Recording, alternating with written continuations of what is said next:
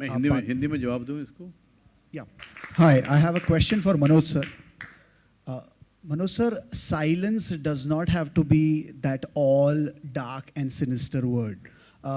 You have been constantly maintaining in all your interviews that when things were not going right for you, you chose to go inward. You chose to maintain that silence and find that sense of spirituality through silence by going deep within you.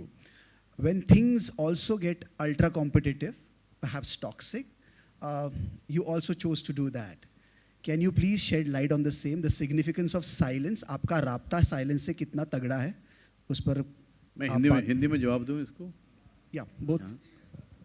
अच्छा, दो तरीके के चुप्पी आपने एक बात की चुप्पी दो तीन तरीके की होती है। पहली ये होती है कि जब आप जीवन में आपके तूफान आ रहे होते हैं तो मेरा हमेशा मानना है कि बेसमेंट में जाना बहुत अच्छा रहता है, क्योंकि तूफान घर को लेके चला जाएगा, बेसमेंट में अगर आप रहेंगे तो आपको नहीं छू पाएगा।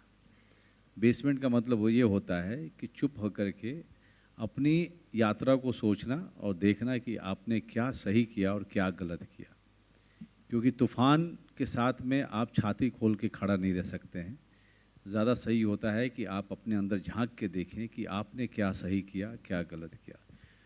और जहाँ तक बात है दूसरे साइलेंस की, तो दूसरा साइलेंस ये होता है कि जब चीज़ें आपके आसपास बहुत ज़्यादा उलझ गई हों तो आप बात करके उसको सुलझा नहीं कर सकते हैं।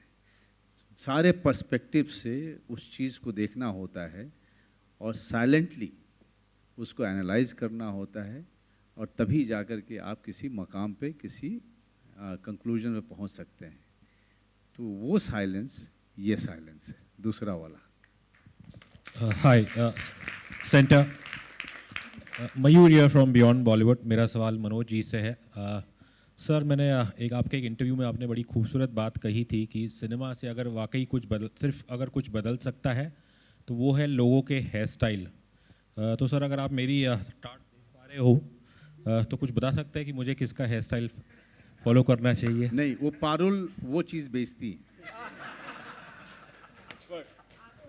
पारुल वो बालों के वो सारी चीज़ें बेचती हैं जिससे कि आप किसी भी एक्टर का हेयर स्टाइल पा सकते हैं। Thank you. आजकल इंस्टाग्राम वो काम कर रहा है।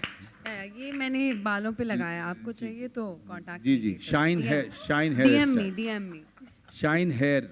पारुल, अपना इंस्टाग्राम हैंडल बता दो। निश हेयर तो आपने समझ लिया। ओके पारुल, तुम्हारा काम हो गया। थैंक यू सर, अब मैं चली जाती हूँ। निश हेयर गाइस, और साइलेंस टू देख लेना।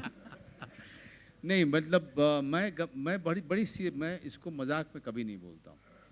कहीं ना कहीं सिनेमा जो है, सिनेमा हमारे समय को रिफ्लेक्ट करता है। हमारे समय का मिरर हो सकता है, आईना हो सकता है। सिनेमा मूवमेंट क्रिएट नहीं कर सकता है, सिनेमा मूवमेंट का पार्ट हो सकता है। इसीलिए मैंने हमेशा कहा कि सिनेमा अकेले कुछ नहीं बदलता है। सिनेमा एक आंदोलन का पार्ट हो सकता है, एक मूवमेंट का पार्ट हो सकता है। नहीं तो अगर आप देखें तो हर तरीके के लोगों ने, हर तरीके के शासक ने अपने अपने तरीके से सिनेमा या आर्ट फॉर्म को यूज़ किया है। तो आप क्या बोलेंगे उसको, क्योंकि वो सिनेमा या कोई भी आर्ट फॉर्म उसका हिस्सा हो सकता है, कभी भी वो दिशा नहीं दिखा सकता है।